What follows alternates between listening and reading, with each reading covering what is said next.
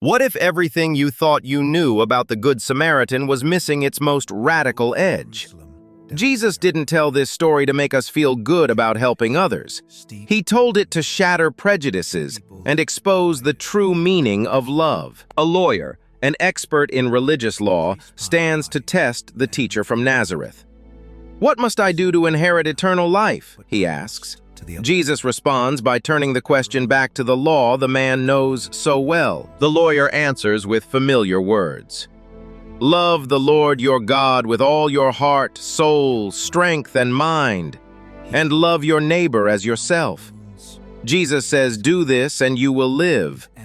But the man wants to justify his narrow definition. So he asks the question that sets the stage for the parable we think we know so well. But to whom? "And who is my neighbor?" In the tension of that moment, with the crowd leaning in, Jesus begins to tell a story that would linger for 2,000 years. A man was traveling the steep descent from Jerusalem to Jericho. The path was lonely, dangerous, flanked by crags and caves ideal for thieves. Suddenly, he is set upon by robbers who beat him savagely, strip him, and leave him bleeding in the dirt. The sun beats down on his broken form. His breathing is shallow. Life is slipping away.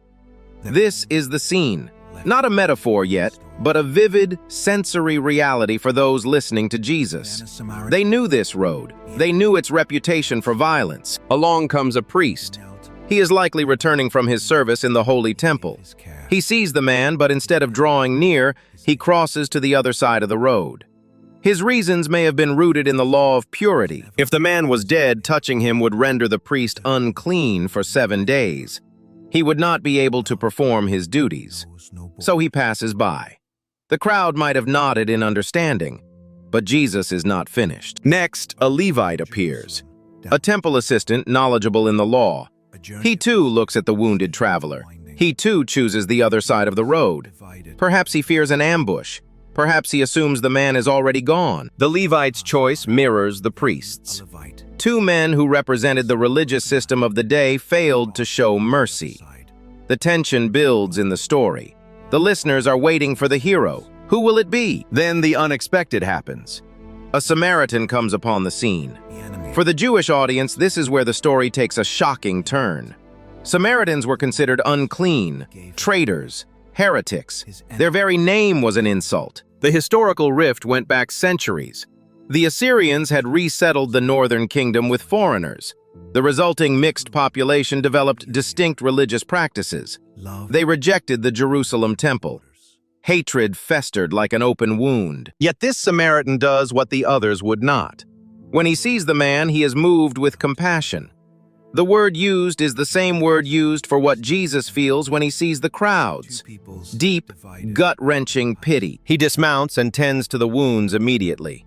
Wine to disinfect, oil to soothe, bandages from his own supplies. Then he lifts the man onto his own animal, giving up his comfort for a stranger's survival. At the inn, he stays the night caring for the injured Jew. The next day, he pays the innkeeper with 2 silver coins, enough for several days of care. He promises to return and cover any additional costs. His mercy has no limit. Consider the depth of this act. The Samaritan risked his own safety on that dangerous road. He spent his money. He gave his time.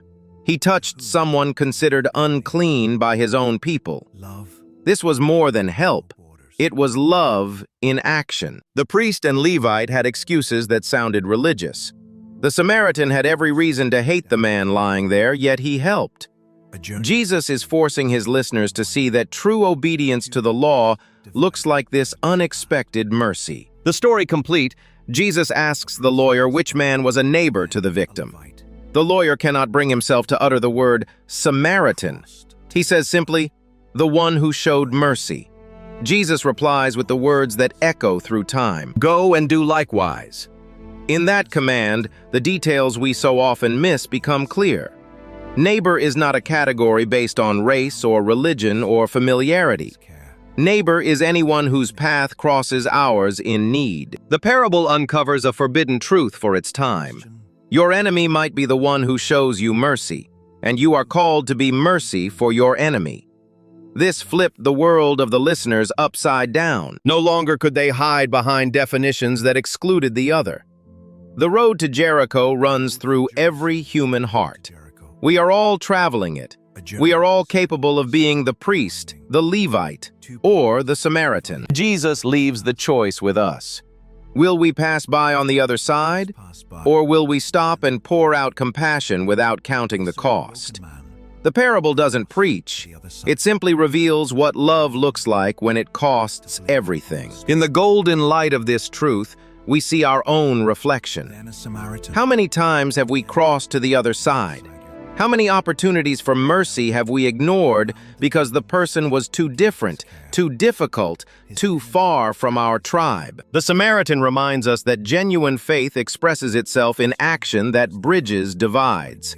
It is inconvenient. It is expensive. It is sometimes even dangerous.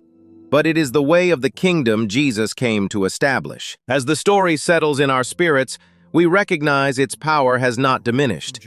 In a world still full of Jericho roads and wounded travelers, the call remains as urgent as ever. If this story of the hidden mercy in the Good Samaritan moved you, pass it on by sharing it with someone who would find it a tale worth telling again. Subscribe to Sacred Chronicles HQ to support more of these sacred retellings, and leave a comment telling us which Bible story you want revealed next.